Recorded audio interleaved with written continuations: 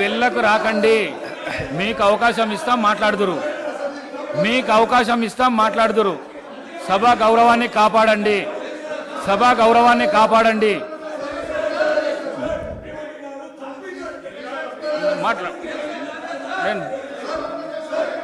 అధ్యక్ష, చాలా రోజులు చర్చలు ఉన్నాయి. సభ ఈ రోజుతోనే అధ్యక్ష, ఈ సభ మీ అనుమతితో మీ సీట్లలో మీరు గౌరవ సభ్యులు మీ సీట్లలో మీరు పోతే మీకు అవకాశాన్ని కలిగిస్తా నేను. అధ్యక్ష, ఈ సభను మీ అనుమతితో ఇంకా కొంతకాలం చర్చలు కొనసాగిద్దాము. అప్పుడు వాళ్ళు ఏమేం కావాలనో, ఏమేమి అడగదలుచుకున్నారో, ఏమేమి చెప్పదలుచుకున్నారో విందాము. ఈ ప్రభుత్వంలో 10వ తరగతి పరీక్షలు అధ్యక్ష, ఈ ప్రభుత్వము 10వ తరగతి పరీక్షలు నిర్వహించలేక 10వ తరగతి ప్రశ్నాపత్రాలు మీకు అవకాశం ఇస్తాము. సభా మర్యాదను కాపాడండి. మీకు అవకాశం ఇస్తా, నేను ఇస్తా. మీ సీట్లకు మీరు వండి. గౌరవ సభ్యులు మీ సీట్ ఇస్తా. స్పీకర్ సార్, స్పీకర్ సార్, ముఖ్యమంత్రి గారు, speaker sir, speaker sir, speaker sir, speaker sir, మీరు అనుమతిస్తే వాళ్ళకు మైక్ ఇస్తే నాకేం అభ్యంతరం లేదు. మీరు అనుమతించి ప్రజాస్వామ్యంలో వాళ్ళు ఏం చెప్పదలుచుకున్నో చెప్పుకునే అవకాశం ఒకవేళ మీరు ఇవ్వదలుచుకుంటే నాకేం అభ్యంతరం లేదు అధ్యక్ష.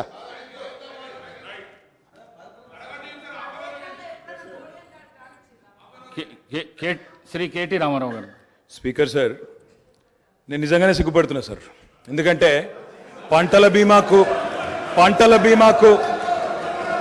బీమాకు రైతు బీమాకు తేడా తెలియని వ్యక్తి ముఖ్యమంత్రిగా ఉన్నందుకు నేను నిజంగానే సిగ్గుపడుతున్నాను సార్. పంట బీమాకు రైతు బీమాకు తేడా తెలియని వ్యక్తి మీ గొప్ప నాయకుడు, గొప్ప ముఖ్యమంత్రి. అధ్యక్ష, నేను ఒకటే మాట అంటా ఉన్నా అధ్యక్ష, వారు పర్సనల్గా చాలా దారుణంగా ఒక ముఖ్యమంత్రిలాగా కాకుండా ఏదో పిసిసి అధ్యక్ష పదవుల్లో అక్కడ గాంధీ భవన్లో కూర్చుని ఒక ప్రెస్ మీట్లో మాట్లాడినట్టు స్వీపింగ్ రిమార్క్స్. అధ్యక్ష, ఇవాళ ఆయన ఒక గౌరవమైన రాజ్యాంగబద్ధమైన పదవిలో ఉన్నారు. అధ్యక్ష, నేనేమంటా ఉన్నా అధ్యక్ష, చెప్పాలి, గుర్తు చేయాలి. ఆయన గుర్తులేదు. నేనేమంటున్నా అధ్యక్ష, నేరెళ్లలో ఏదో జరిగింది, శాండ్ మాఫియా అని ఇష్టం వచ్చినట్టు మాట్లాడుతున్నారు. నేను ఒకటే అడుగుతున్నా అధ్యక్ష, 2004 నుంచి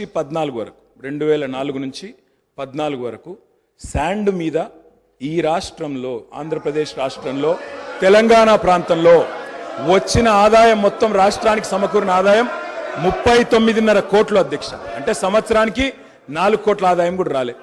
అదే 2014 నుంచి 2023 వరకు అధ్యక్ష, ఈ రాష్ట్రానికి శాండ్ మీద వచ్చిన ఆదాయం 5,000 కోట్ల పైచిలకు అధ్యక్ష.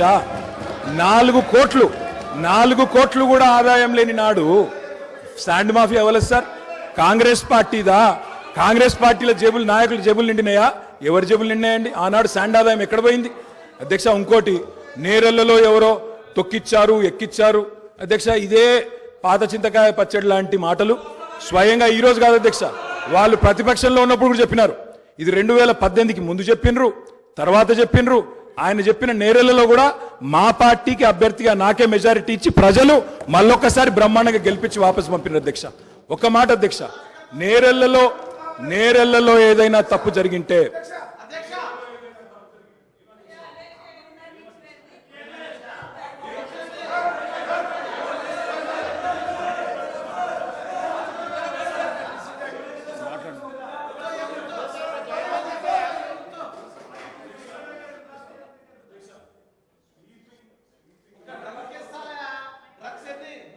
స్వీపింగ్ రిమార్క్స్, నోటికి ఎంత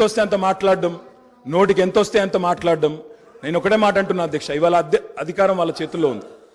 ఏ విచారణ చేసుకుంటారో చేసుకోమనండి, మాకు అభ్యంతరం లేదు. కానీ ఇష్టం వచ్చినట్టు స్వీపింగ్ జనరలైజేషన్లు చేసుకోవడం, నోటికొచ్చినట్టు మాట్లాడడం, ఇది ఒక ముఖ్యమంత్రి పదవి స్థాయిలో ఉండే వ్యక్తికి తగదు. పంట బీమాకు రైతు బీమాకు తేడా తెలియని వ్యక్తి అక్కడ కూర్చోవడం నిజంగా ఈ రాష్ట్ర ప్రజలు సిగ్గుతో తలదించుకుంటున్నారు. ముఖ్యమంత్రి గారు. అధ్యక్ష, ప్రజాస్వామ్యంలో ప్రతిపక్షాలకు అవకాశం ఇవ్వాలి, వాళ్ళు ఏదైనా వివరణ ఇచ్చుకునే అవకాశం ఇవ్వాలనే ఉద్దేశంతో మైక్ ఇచ్చాము. మైక్ ఇవ్వండి అని మిమ్మల్ని రిక్వెస్ట్ చేసినా మీరు వారికి ఇచ్చిండ్రు. పెద్ద మనసు చేసుకొని దాని ద్వారా ప్రజలకు ఏమైనా ఉపయోగపడేది కానీ నేను మాట్లాడిన అంశాలలో ఏమైనా తప్పులుంటే వాటిని ప్రస్తావించుంటే డెఫినెట్గా అవకాశాన్ని వారు సద్వినియోగం చేసుకున్నాడు. కానీ వారు ఏం మాట్లాడుతారు, మళ్ళీ అక్కసు వెళ్ళగక్కుతున్నాడు.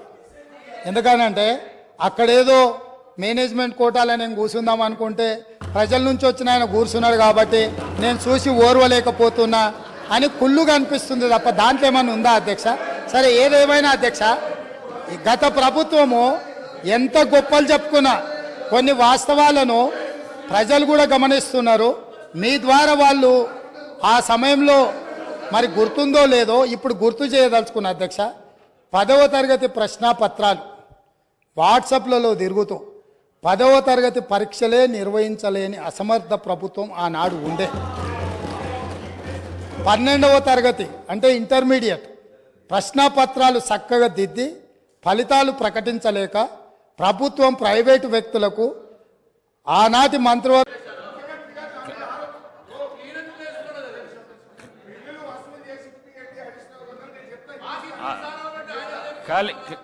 క్లారిఫికేషన్ ఇస్తుంటేనే మైక్ తీసుకోండి.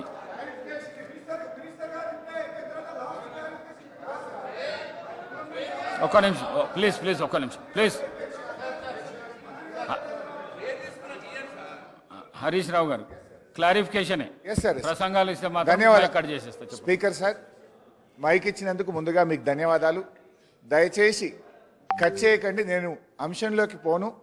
ముఖ్యమంత్రి గారు మాట్లాడిన దానికి క్లారిఫికేషన్ ఇచ్చే ప్రయత్నమే తప్ప నేను దయచేసి ఇతర అంశాల్లోకి పోను. కానీ మీరు దండం పెడితే జర మైక్ కట్ చేయకుండా.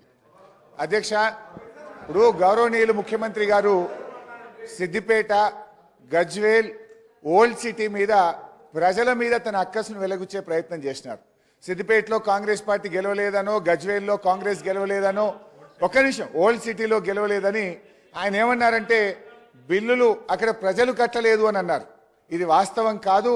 అక్కడ ఏదైనా ఒక లిఫ్ట్ ఇరిగేషన్ ప్రాజెక్టుదో ఒక ఇండస్ట్రియలిస్ట్ ఎవరైనా కట్టకపోతే ఇవాళ మీరు ప్రభుత్వంలో ఉన్నారు కనుక మీరు ఆ బిల్లులు వసూలు చేయండి తప్ప మొత్తం ఆ నియోజకవర్గ ప్రజల్ని బదనాం చేసే విధంగా మాట్లాడడం సబబు కాదు అని మీ ద్వారా విజ్ఞప్తి చేస్తున్న అధ్యక్ష. ఇక రెండో విషయం అధ్యక్ష, ముఖ్యమంత్రి గారు ఇంకో విషయం అన్నారు. బీఆర్ఎస్ పార్టీ కాంగ్రెస్తో పొత్తు పెట్టుకుంది, తెలుగుదేశంతో పెట్టుకుంది, ఎంఐఎంతో పెట్టుకుందని అన్నారు అధ్యక్ష. అవును, మేము పెట్టుకున్నాం. నిజంగా టీఆర్ఎస్ పార్టీ ఆ రోజు 2004లో కాంగ్రెస్ పార్టీతో పొత్తు పెట్టుకొని మీరు తెలంగాణ ఇస్తామని కామన్ మినిమం ప్రోగ్రాంలో పెట్టి రాష్ట్రపతి నోట చెప్పి మీరు మోసం చేసిండు కనుకనే మిమ్మల్ని వదిలిపెట్టి ఆ రోజు తెలుగుదేశం పార్టీతో పొత్తు పెట్టుకున్నాం అధ్యక్ష. అయితే ఇవాళ మేము తెలుగుదేశంతో పెట్టుకున్నా, కాంగ్రెస్తో పెట్టుకున్నా, ఎవరితో పెట్టుకున్నా మొత్తం ఈ రాష్ట్ర దేశ రాజకీయ వ్యవస్థను ఒప్పించి మెప్పించి తెలంగాణ సాధనలో భాగంగా చేసినాం. ఇవాళ మేము సక్సెస్ అయినాం. మా ప్రయత్నం వల్లనే ఇవాళ తెలంగాణ వచ్చింది. లేకపోతే ఆ రోజు తెలుగుదేశం తెలంగాణకు జై తెలంగాణ అంటేనే పెట్టుకుంటామన్నాం. మాకు సీట్లు, ఓట్ల కంటే కూడా రాజకీయ వ్యవస్థను ఒప్పించాలి, మెప్పించాలి, ఈ రాష్ట్రాన్ని సాధించాలని ఒక వ్యూహాత్మక భాగంలో మేము చేసినాం. ఇవాళ విజయం సాధించినాం. ఇవాళ రాష్ట్రాన్ని మేము సాధించినాం అనేటువంటి విషయాన్ని ముఖ్యమంత్రి గారు గుర్తుపెట్టుకోవాలి. ముఖ్యమంత్రి గారు ఆయన వ్యక్తిగతంగా పదవుల కోసం ఆయన పార్టీలు మారింది తప్ప మేము ఇతర రాజకీయ పార్టీలతో పొత్తు పెట్టుకుంటే తెలంగాణ కోసం మేము పెట్టుకున్నాం అధ్యక్ష.